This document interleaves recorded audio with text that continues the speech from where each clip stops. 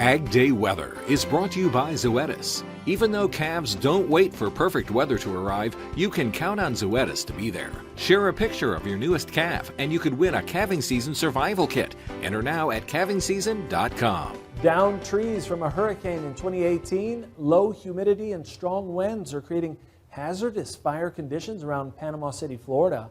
Wildfires in the Florida Panhandle are growing and forcing evacuations there. Now, this fire, the Atkins Avenue fire, has reportedly burned 841 acres and is about 40% contained. Another, the Bertha Swamp Road fire, is reportedly burning 12,000 acres and is 10% contained.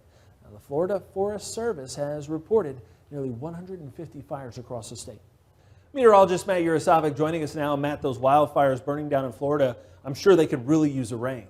Yeah, they really could, and they're going to see some as we head towards the second half of the week. There's going to be a lot of moisture coming through the east, but still more snow possible as well. And you can see the snow depth, still a lot of snow, especially in the Rockies, and even some from that storm system over the past couple of days there, heading towards the Midwest and the Great Lakes. We're going to see a little bit more of that as we head through this week, and that's going to be something where we're watching again the Midwest, but also back in the Rockies with more snow, much needed moisture coming back that way as we head through this week. So here's a look at the snowfall estimate this week. Again, staying very active with that dip in the jet stream and then allowing those storm systems to kind of ride up that system. And again, keeping an eye on the tracks of both of these systems that are going to be moving through the Great Lakes or maybe even the mid-Atlantic states. That's going to really tell the tale of where that snow will fall. But looking at upwards of a foot or more in parts of the higher elevations there in the Rockies and even down into the mountains of New Mexico as well. And here's a look at the precipitation over the next 10 days. So over the next week and a half, seeing a good amount back there in the west, and this is going to be good news for us. Hopefully help to put some help back here in with these drought conditions.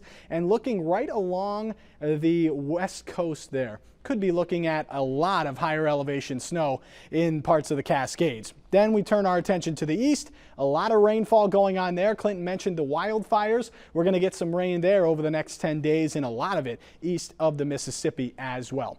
So here's a look at our map showing you that high pressure in control right through the middle of the country. We've got a little clipper system up to the north. One system coming down through the northern Rockies and another one starting to break out some of that rain and even some thunderstorms in parts of the mid-south. That will continue to move up this way. Could mix with a little bit of snow there on the northern side as that system starts to run into that colder air right there in the mid-Atlantic states. And then as this cold front starts to move to the south and east, that's when we start to bring those showers and much needed rainfall into the Florida peninsula there, where we're seeing some of that wildfire activity. And then there's the snow back there in the Rockies will continue to move its way on through. So as we're heading through tomorrow morning, it's going to look really chilly over a good portion of the country, but still staying very mild, especially in the southeast and along the Gulf Coast. Temperatures in the 60s and 80s still likely in parts of Florida. That's a look around the country. Now let's take a look at the weather where you live. Whiteville, North Carolina, slight chance of showers, a high of 66 degrees. Huntsville, Texas, thunderstorms likely, a high of 45 degrees. And Afton, Wyoming, periods of snow likely, a high of 23 degrees.